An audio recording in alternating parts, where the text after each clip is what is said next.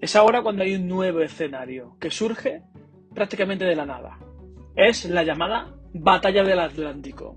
Desde finales de 1939 ya hay los primeros escarceos en Sudamérica y también en el Mediterráneo. Pero será a partir de 1940 cuando los U-Boot, los submarinos alemanes, entran en acción. Y será a finales de 1940 cuando empieza la verdadera batalla. La Kriegsmarine, la Marina de Guerra alemana, con el genial almirante Dönitz al frente, crea primero en Lorient y después en Saint-Nazaire, en dos ciudades francesas de la costa atlántica, una base de operaciones para los U-Boot, donde podían arreglarse, donde podían habituallarse y donde podían descansar sus marineros. Todo bajo 7 metros de hormigón que evitaban las bombas aliadas. 1942 fue el año fantástico. En los primeros 6 meses, desde Buenos Aires a Groenlandia, los submarinos alemanes hunden 2,5 millones de toneladas, gracias sobre todo a la táctica de la manada de lobos. Pero en el segundo semestre de 1942 también va a ser muy bueno. Sin embargo, el hecho de tener que abarcar también el norte de África y que Brasil entrara en guerra con los aliados mermó su capacidad. Sin embargo, los aliados ponen en liza todo su arsenal, todo su poder, toda su ciencia también y empiezan a revertir la situación. Aviones radares, aviones antisubmarinos, mejora de las técnicas, incluso de los recursos de los aliados con convoys de barcos cada vez más protegidos, hizo que la guerra en el mar fuera cada vez más inclinado del bando aliado. Para 1944 los aliados se han hecho ya con el control de prácticamente todo el mar, todo el océano Atlántico. Y ahora vamos con las actividades. La primera, ¿en qué consiste la llamada manada de lobos? Una táctica alemana. Y la segunda, ¿por qué es fundamental este escenario? ¿Por qué es fundamental la batalla del Atlántico? Por cierto, que no se nos puede olvidar las recomendaciones de series y películas. En cuanto a las series, hay una que se llama Das Boot, donde los protagonistas son verdaderamente los marinos alemanes. Y después, en cuanto a películas, pues tenemos una antigua, Duelo en el Atlántico Norte, de 1957, y después una un poquito más moderna, U-571, sobre Greyhound, protagonizada por Tom Hanks. Otro nuevo escenario se ha abierto en 1940. El culpable, Benito Mussolini. Y no será el único que habrá. El lugar, el desierto de la parte norte de África. Julio de 1940.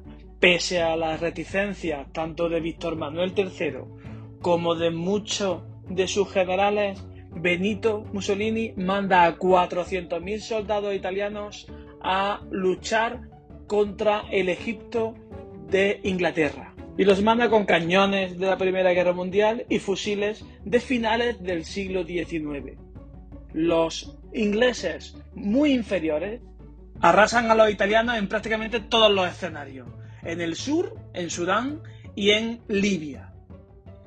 Y encima se adentran en la Libia que tenía ya Italia desde la Primera Guerra Mundial, capturando a 130.000 soldados y 22 generales italianos. Hitler, que tuvo un enfado monumental, se vio obligado a mandar a uno de sus mejores generales, Erwin Rommel, el zorro del desierto, llamado así por sus tácticas geniales. Empieza a recuperar lo perdido por los italianos y recupera Tobruk, un enclave fundamental con su Afrika Korps, con su destacamento de la Wehrmacht en el desierto. Esta Tobruk será una de las batallas de carros de combate más violentas de la historia. Los británicos con Rommel tienen que retroceder. Tal es así que Londres teme perder el control sobre el canal de Suez y envía al general Montgomery, que pasa a una táctica más de desgaste de los alemanes más que de un ataque frontal. A finales de 1942 se produce la batalla del El Alamein, donde Montgomery, no sin mucho esfuerzo, logra vencer. A partir de ahí, Rommel pasa a una estrategia meramente defensiva.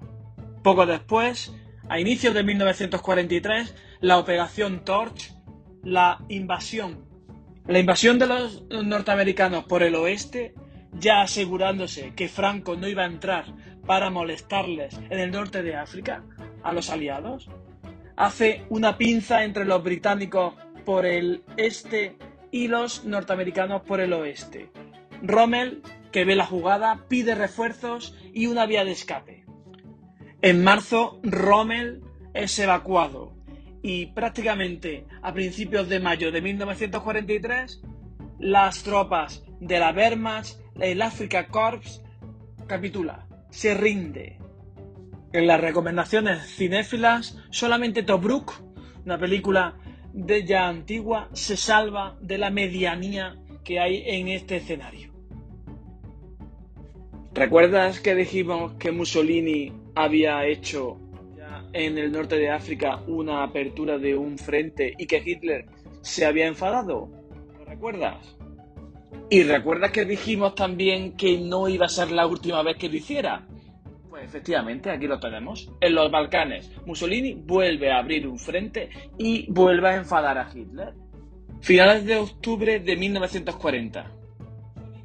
Desde su base albanesa, invade el norte de Grecia.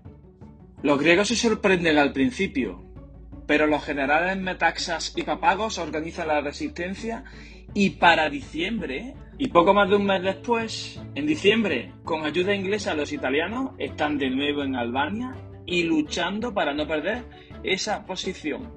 Hitler se enfada por 3 razones. Pues lo primero, por la independencia de Mussolini, ¿no? Que no tenía que atacar sin un acuerdo previo.